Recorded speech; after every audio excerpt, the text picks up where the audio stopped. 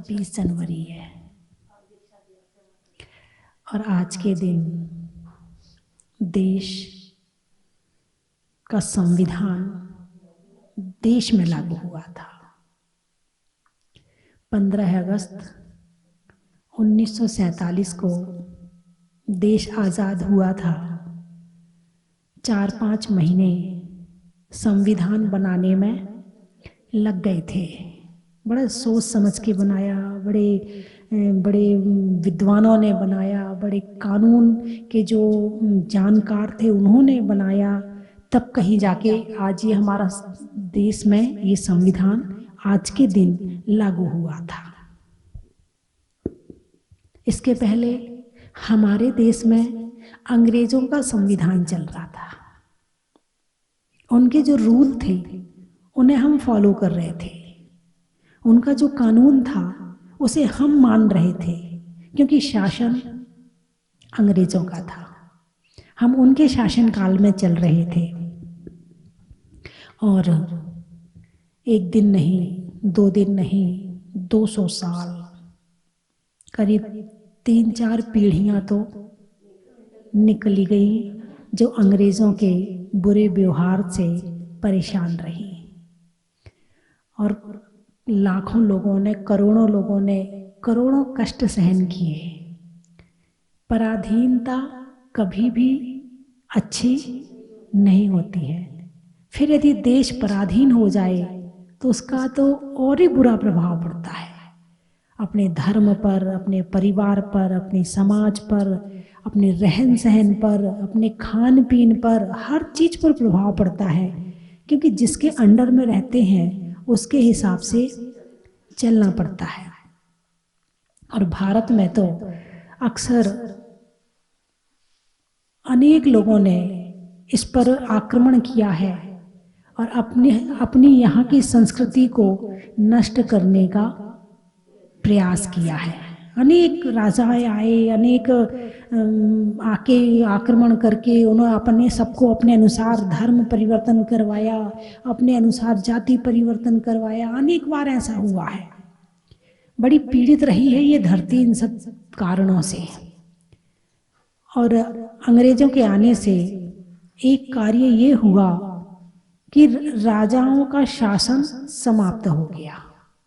नहीं तो पहले 1-2 किलोमीटर के एरिया में एक छोटा सा राज्य, उसमें थोड़े से सैनिक, थोड़ी सी उसकी प्रजा, 10-50 हजार की, और एक राज्य बन गया।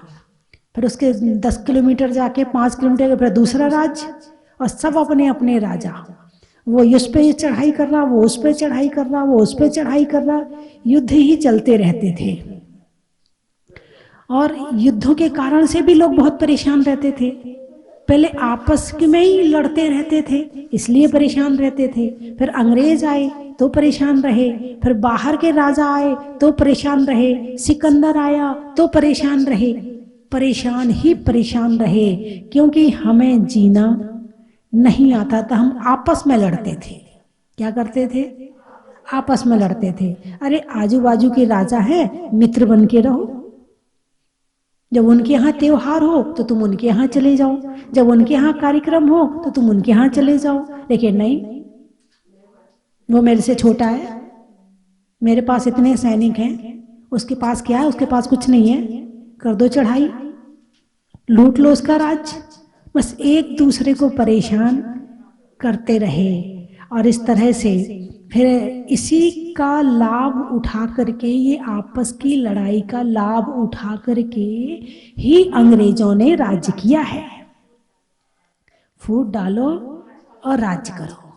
उन्हें पता था ये राजा इनकी आपस में पटती नहीं है, ये लड़ते हैं, तो पहले इसको अपना बना लिया, इसकी शक्ति बढ़ा दी, फिर इसको लेके इसको दबा दिया, तो इसको भी, इस राज्य को भी अपना बना लिया, फिर तीसरे को भी ऐसे किया, फिर चौथे को भी ऐसे किया। और ऐसे करते करते पूरे भारत को उन्होंने अपने कब्जे में ले लिया था। और गलती अंग्रेजों की कम थी और हमारे भारतवासियों की ज्यादा थी।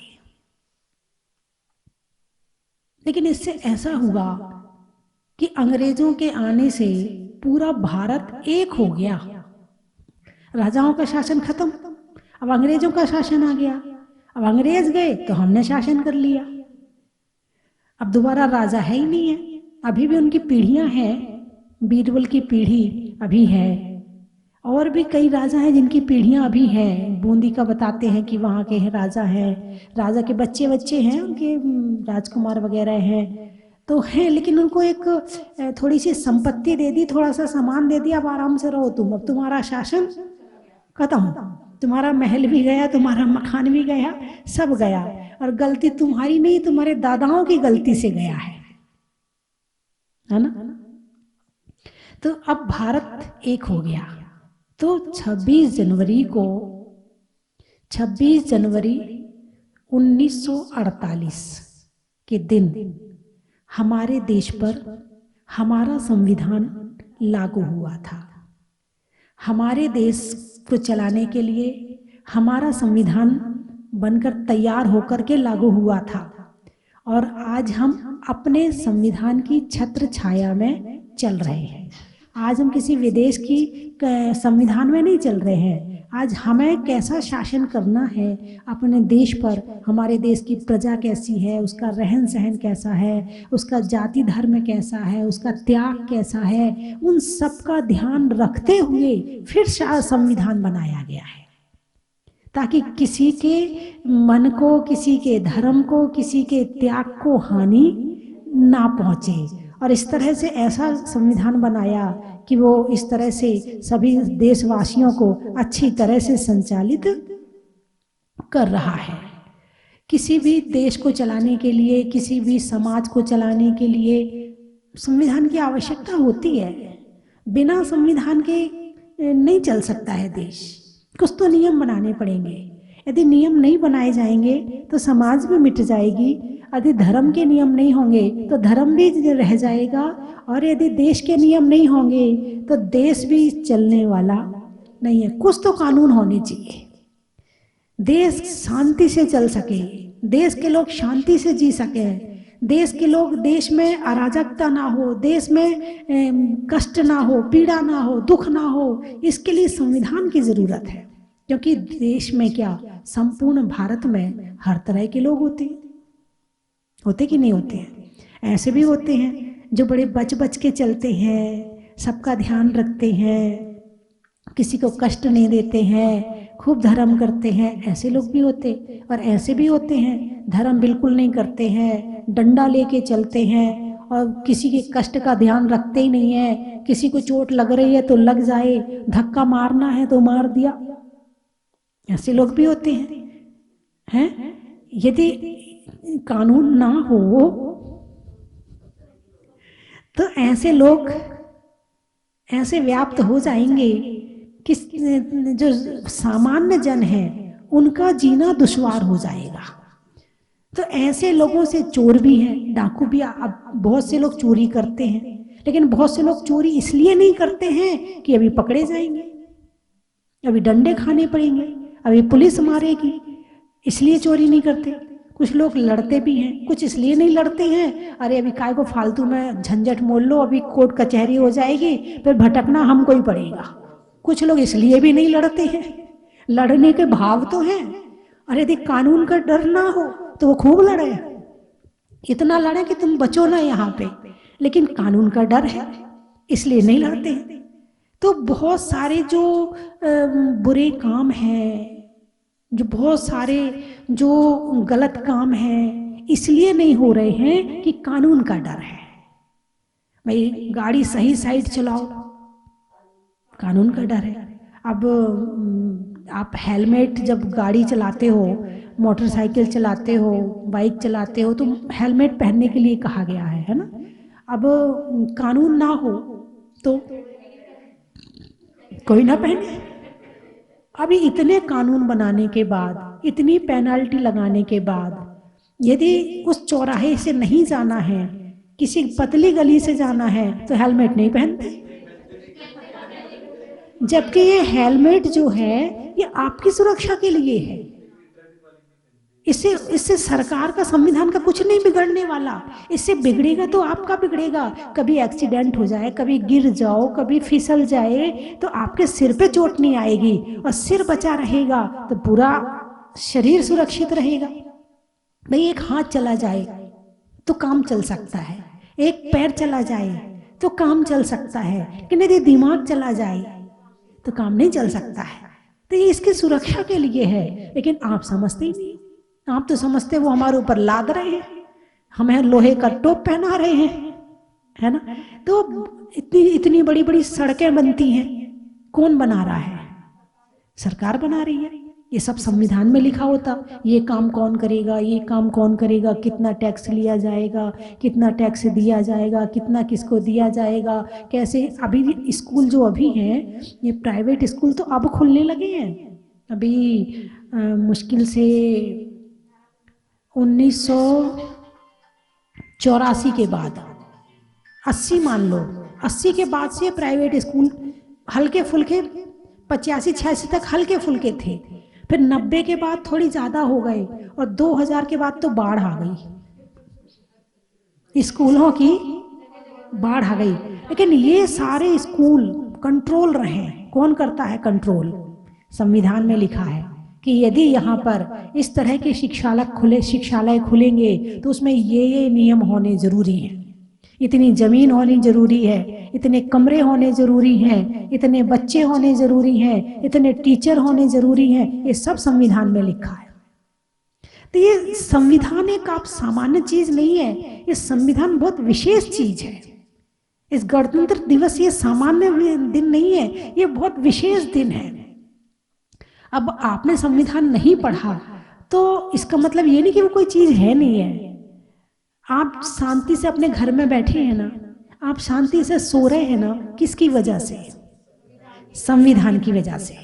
और यदि संविधान ना हो तो सारी रात डर रहे कोई आ ना जाए, कोई चोर डाकू ना आ जाए, कोई लूटने वाला ना आ जाए, सारी रात तुम सो ना सको।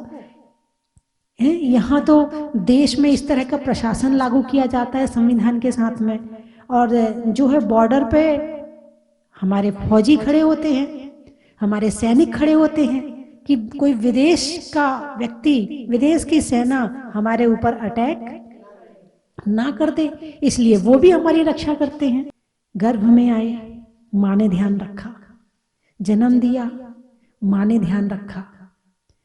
हंसना भी नहीं आता था, हिलना भी नहीं आता था, हैं? पलटी भी नहीं खा सकते थे।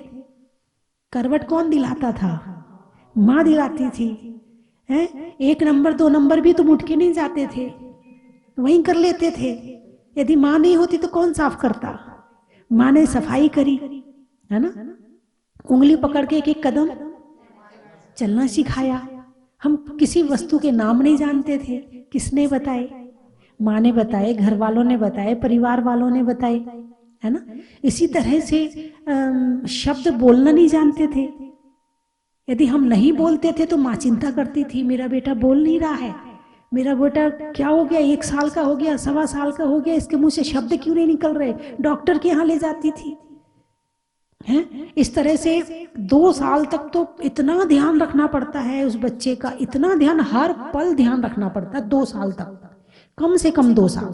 2 साल के बाद फिर वो थोड़ा चलने फिरने लगता है, घूमने लगता है, यहाँ वहाँ जाने लगता है, लेकिन 2 साल तक तो कंटिन्यू एक नजर रखती है माँ अपने बच्चे के ऊपर। वो ना रखे तो घर वाले रखते हैं, किसी ना किसी के संरक्षण में रहता है। घर में दादी होती है, यदि माँ नहीं रख पाती है तो दादी के पास रहता है। बिना संरक्षण के ये मानव शरीर यहां तक आप पहुंच ही नहीं सकते थे। आप जो यहां तक का जीवन जी रहे हो ना, इसमें सहयोग किसका है? माँ बाप का है, परिवार वालों का है, पड़ोसियों का है। और इस तरह से सूरज, चांद, सितारे, हवा, वृक्ष, अन्न, धरती सब सहयोग कर रहे हैं हमारा जीवन जीने में। और उसके बाद फिर थोड़े और बड़े होते हैं तो स्कूल जाते हैं, टीचर का सहयोग है, मित्रों का सहयोग है, और बड़े हुए तो औरों का सहयोग है। यानी हम जो जीवन जी रहे हैं, अकड़ो मत, किसी को बुरा मत कहो, किसी को कष्ट मत दो, किसी को छोटा मत समझो। ये जीवन जो हमें मिला है ये केवल हम जी रहे हैं, ऐसा नहीं है। एक बताओ मुझे, इतने सारे बिल्ली, बंदर, कुत्ता, गधा, घोड़ा, किसी की हॉस्पिटल है कि वहां पर उस बच्चे को जन्म दिया जाता है, फिर उसका ऐसा संरक्षण किया जाता है? कभी उसकी माँ ने उसे चलना सिखाया है? नहीं सिखाया है। लेकिन एक मानव का बच्चा इतना कमजोर होता है, इतना सबसे ज्यादा कमजोर मानव का बच्चा होता है। और उसके साथ तुम छोटे भी थे, कहीं चले गए, कभी कभी होता है बच्चे खेलते खेलते लंबे निकल जाते हैं, माँ अपना काम करती रहती है, उसे ध्यान ही नहीं रहता है। फिर किसने सहयोग किया? पुलिस में गए रिपोर्ट लिखाने के लिए, भाई हमारा बच्चा गुम गया है, ऐसे कपड़े पहना है, इधर खेल रहा था, पता नहीं मिल नहीं रहा है। मंच पर विराजमान अखिल भारतवर्षीय शास्त्री परिषद के यशस्वी अध्यक्ष विद्वद्वरिण्य डॉक्टर श्रेयांश कुमार जी बड़ौत एवं महामंत्री जय निशान जी, संयुक्त मंत्री पंडित श्री विनोद जी एवं समस्त समिति, आज यह बड़ी ही चिंता का विषय है। जिन आचार्य कुंद कुंद भगवान को लेकर के हम आगे बढ़े हैं, जिनके सिद्धांतों को लेकर के, जिनकी मान्यताओं को लेकर के जैन धर्म, अगर यह कहा जाए तो अतिशयोक्ति नहीं होगी कि जैन धर्म उन्हीं के आधार पर वर्तमान में चल रहा है। क्योंकि भगवान महावीर स्वामी की वाणी के संपोषक अगर कोई आचार्य हैं, जिनकी वाणी श्रुत केवली की वाणी से अक्षरशः प्रमाणित है, तो वह पूज्य आचार्य कुंद कुंद भगवान हैं। लेकिन दुर्भाग्य का विषय है कि नियमसार, समयसार, पंचास्तिकाय और 84 पाहुड़ लिखने वाले आचार्य कुंद कुंद भगवान को लेकर भी आज कुछ अज्ञानी मिथ्या दृष्टि अपनी अनर्गल लेखनी चलाए जा रहे हैं। और दुख तो तब होता है जब उनका समर्थन हमारे कुछ श्रमण भी कर देते हैं। मैं इस विषम परिस्थिति में आज अखिल भारतवर्षीय दिगंबर जैन शास्त्री परिषद के इस मंच से विद्वानों के समक्ष यह प्रस्ताव रखता हूं कि शास्त्री परिषद पूज्य आचार्य कुंद कुंद भगवान की महिमा, उनकी प्रतिष्ठा, उनका आदर और जिसे हम कहते हैं कुंद कुंदान्वय, उस परंपरा को अक्षुण्ण बनाने के लिए ऐसे मिथ्या दृष्टि अज्ञानी लोगों की यहां से घोर विरोध करती है, उनकी भर्त्सना करती है। और शास्त्री परिषद इस परंपरा के संरक्षण के लिए और आचार्य कुंद कुंद भगवान की प्रतिष्ठा के लिए, उनके आगम ग्रंथों की प्रतिष्ठा के लिए पूर्णतः कटिबद्ध है, सन्नद्ध रहेगी। और भविष्य में यदि ऐसा कोई कृत्य होता है तो हमेशा उसका विरोध करने के लिए, और ऐसे विरोधियों का, मैं यह कहता हूं हम विरोधियों के विरोधी नहीं हैं, हम उनके विचारों का हमेशा विरोध करेंगे और खड़े होकर के तन मन धन से आचार्य कुंद कुंद भगवान की उस प्रतिष्ठा की रक्षा करेंगे। मैंने जो बातें भी कही हैं उसे लिखित रूप में यहां प्रस्तावित किया है। हम सभी भली भांति जानते हैं कि जैनाचार्यों की परंपरा में पूज्य आचार्य कुंद कुंद को अग्रगण्य या यूं कहें सर्वोपरि स्थान प्राप्त है। आपके द्वारा जैन अध्यात्म और सिद्धांत की रक्षा के लिए समयसार, प्रवचनसार, पंचास्तिकाय, नियमसार एवं अन्य 84 पाहुड़ ग्रंथों की रचना की गई थी। ये सभी ग्रंथ जैन आगम के प्राण हैं। वर्तमान में कुछ अज्ञानी मिथ्या दृष्टियों के द्वारा पूज्य, और ये अज्ञानी मिथ्या दृष्टि कोई अन्य नहीं है, दुख का विषय यह है कि हमारे जैन समाज के ही अंग हैं। पूज्य आचार्य कुंद कुंद आचार्य का आवरणवाद किया जा रहा है, उनके संबंध में अनर्गल लेखन करके उनकी अवमानना की जा रही है। अखिल भारतवर्षीय दिगंबर जैन शास्त्री परिषद ऐसे अवर्णवाद करने वालों का घोर विरोध करती है, उनके इस कुकृत्य की निंदा करती है। आचार्य कुंद कुंद की परंपरा जैन धर्म की मूल परंपरा है और कुंद कुंदान्वय की परंपरा और प्रतिष्ठा को अक्षुण्ण रखने के लिए परिषद सदैव कटिबद्ध और समर्पित है। मैं डॉक्टर पंकज कुमार जैन आज इस मंच से यह प्रस्ताव रख रहा हूं। मैं यह चाहता हूं कि हमारे समुपस्थित समक्ष जो विद्वान उपस्थित हैं, जैसा कि हमारी परंपरा है, इस प्रस्ताव का समर्थन करने के लिए कम से कम कोई 2 विद्वान खड़े होकर के इसका समर्थन करें। वैसे तो सभी विद्वान समर्पित हैं और करतल ध्वनि से सभी ने इसका समर्थन किया है। मैं इस प्रस्ताव पर विचार करने के लिए अध्यक्ष जी की ओर से प्रेषित करता हूं। हमारे सामने अनवरत रूप से दृष्टि गोचर हो रही है और हम देख रहे हैं कि यह श्रवण परंपरा के लिए एक घातक अंग सिद्ध हो रहा है। उसी संबंध में मेरा एक प्रस्ताव आप सबके समक्ष है।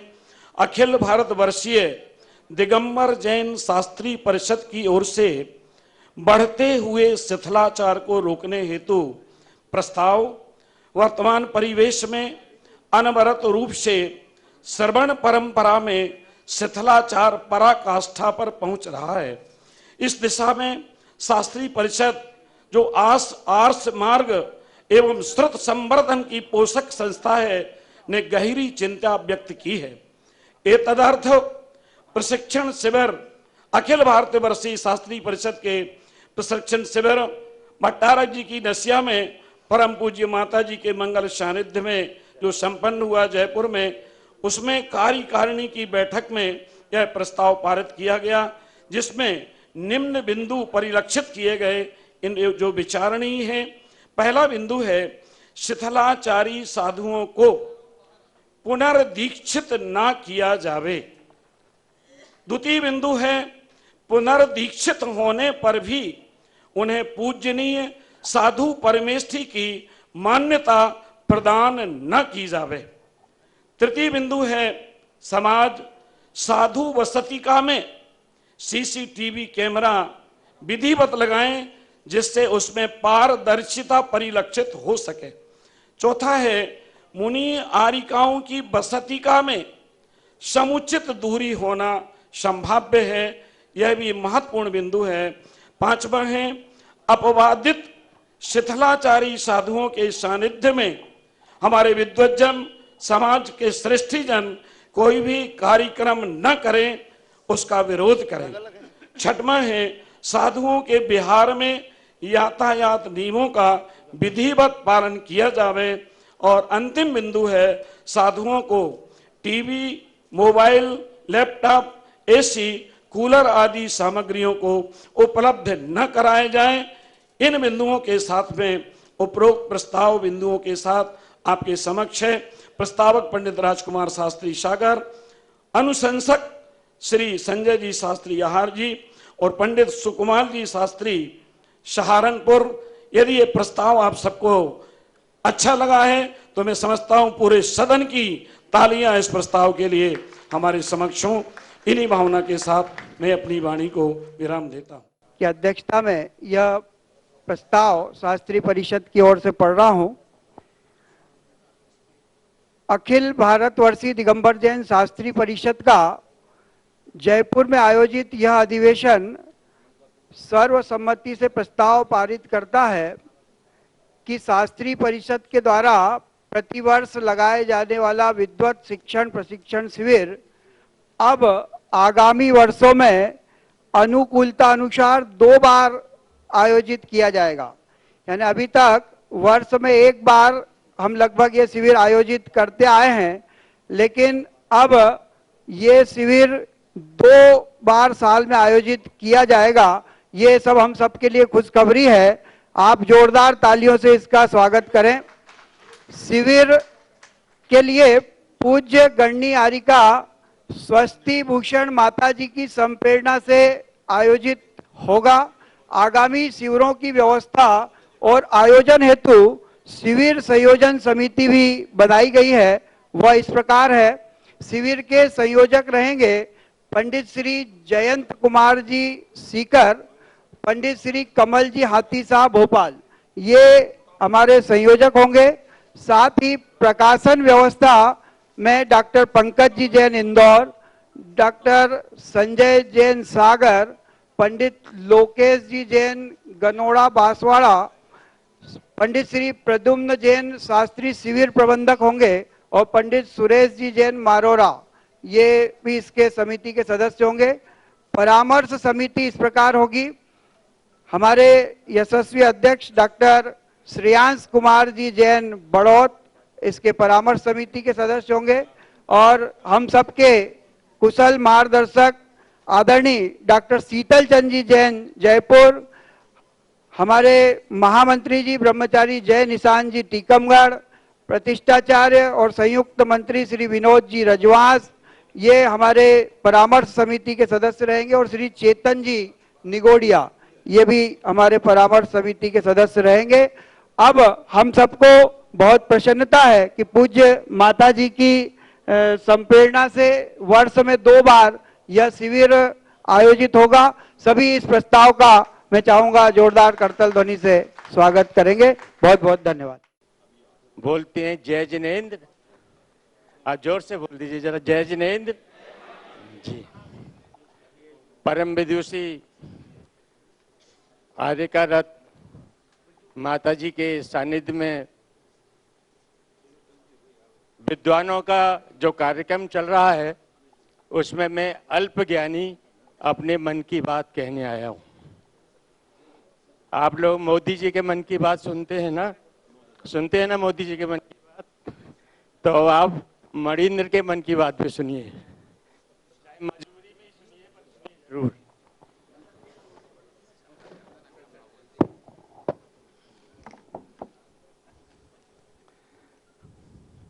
मेरे शब्दों पर ध्यान दीजिएगा, सुनिएगा जरूर, चाहे मजबूरी में सुनिएगा।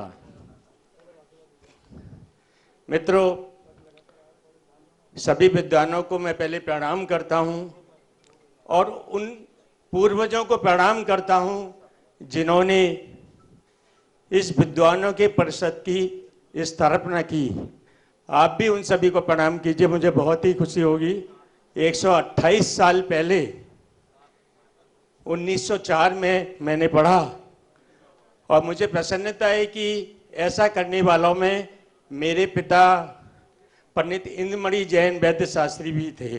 ये मेरे लिए बहुत ही गौरव की बात है कि आज 128 साल बाद उनका एक पुत्र उनको स्मरण कर रहा है।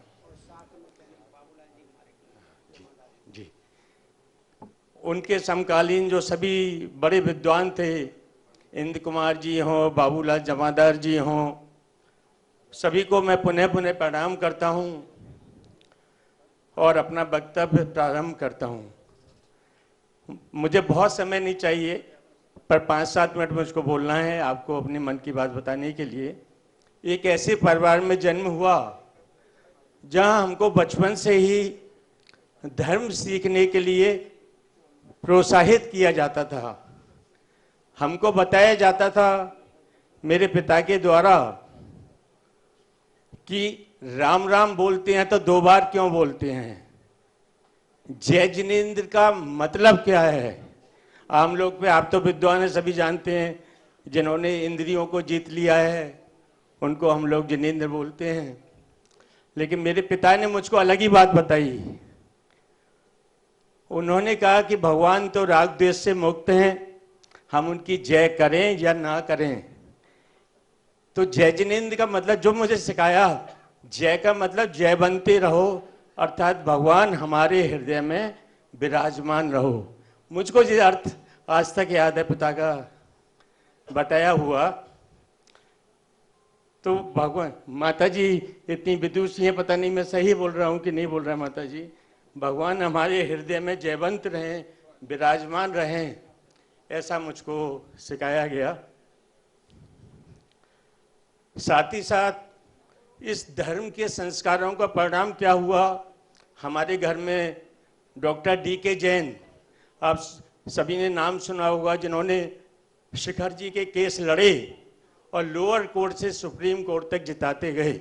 और आज वहाँ पे जो गुल्लक रखी जाती है उसमें मेरे भाई साहब का बहुत बड़ा सहयोग रहा गुल्लक रखने में। और आचार्य श्री विद्यासागर जी ने कहा, उनको शास्त्र भेंट करते हुए कहा कि सब लोग मुझको शास्त्र भेंट करते हैं, उनको करता हूं कि तुमने जो काम किया है वो काम जैन समाज, दिगंबर जैन समाज कभी नहीं कर। ऐसे ही एक और व्यक्तित्व परिवार में हुए, रविंद्र जैन जी, ये बात मैं क्यों कह रहा हूं कि इस संस्कारों का क्या असर होता है। रविंद्र भाई साहब को बचपन से दिखाई नहीं देता था, तो डीके भाई साहब उन्होंने पीएचडी की थी, वो कोई भी बात पढ़ते थे तो जोर से पढ़ते थे। देखिए यहाँ भी एक ज्ञान की बात, वो जोर से पढ़ते थे धर्म की बातों को, जिनको रविंद्र भाई साहब ग्रहण किया करते थे।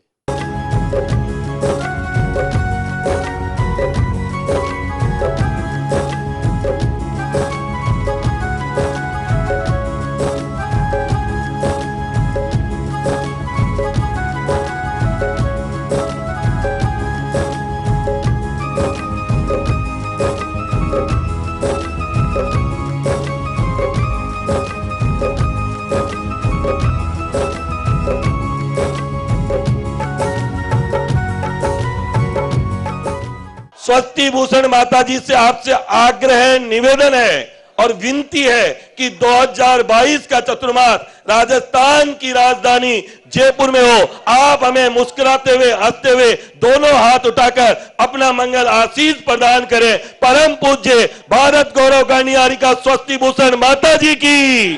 आते रहते हैं, कई बार आए हैं और गत 3 साल से हर शनिवार को हमारी शांति धारा होती है और यहाँ की व्यवस्थाएं बहुत बढ़िया है, किसी प्रकार की कोई कमी नहीं है और हर प्रकार की सुविधाओं का ध्यान रखा गया है। यहाँ की जो व्यवस्थाएं हैं निश्चित रूप से पूरे क्षेत्र की मैं ये कह सकता हूँ कि शायद पूरे भारतवर्ष में अजूबी है। और आपने जिस तरह से मंत्रोच्चार करके और प्रातःकालीन अभिषेक और शांति धारा का जो कार्यक्रम करवाया, बहुत एक सिस्टमेटिक वे में कराया आपने, क्योंकि शांति धारा तो अधिकांश मंदिरों में होती है, लेकिन इतने तरीके से और सभी को साथ लेकर के पूरी एक भाव पूजा, वंदना और उसके बाद आपने अभिषेक करवाया और उसके बाद शांति धारा कराई। निश्चित रूप से आप धन्यवाद के पात्र हैं। बहुत अच्छी व्यवस्था है। सभी को जय जिनेन्द्र। मैं चौथी बार यहाँ पे आ रहा हूँ और यहाँ की व्यवस्था बहुत बढ़िया है कि मेरे को बहुत अच्छा लगा। मैं मेरे पूरे परिवार के साथ आया हूँ। मैं आगे भी चाहता हूँ कि मैं कंटिन्यू यहाँ पे आऊँ। मैं बॉम्बे से आया हूँ और मेरे पूरा परिवार भवानी मंडी रहता है। मैं सबसे यही कामना करता हूँ, भगवान से यही कामना करता हूँ, सब शांति प्रदान करे और सभी को सुख शांति दे।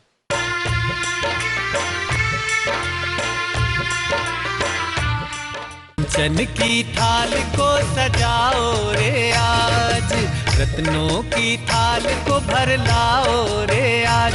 आओ आओ करे रे गुणगान आरती भगवन की।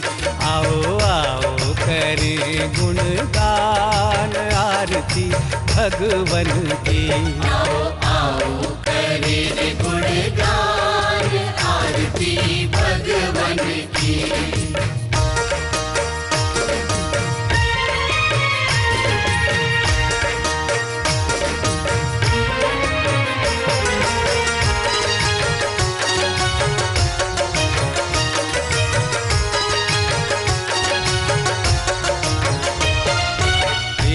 सुमित्र के राज दुलारे, माँ पद्मा जी के नैनों के तारे। पिता सुमित्र के राज दुलारे, माँ पद्मा जी के नैनों के तारे। राजगृही में जन्म लियो आप, राजगृही में जन्म लियो आप। आओ आओ मनाए खुशी आज आरती भगवन की। आओ आओ करे गुणगान आरती भगवन की। आओ आओ करे गुणगान आरती भगवन की।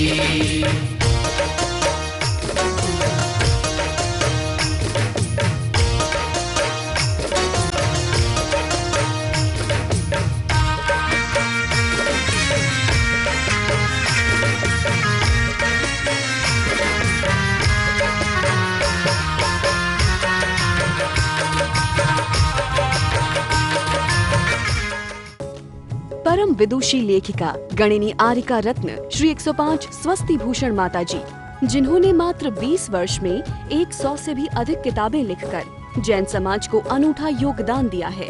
बड़े बड़े विधान जैसे कल्पद्रुम महामंडल विधान, सिद्ध चक्र महामंडल विधान, इंद्रध्वज महामंडल विधान एवं विशेष जिनपद, पूजांजलि आदि महत्वपूर्ण साहित्य बहुत ही सरस, सरल व सुबोध शैली में लिखे हैं, जिसमें गद्य एवं पद्य साहित्य भी समाहित है।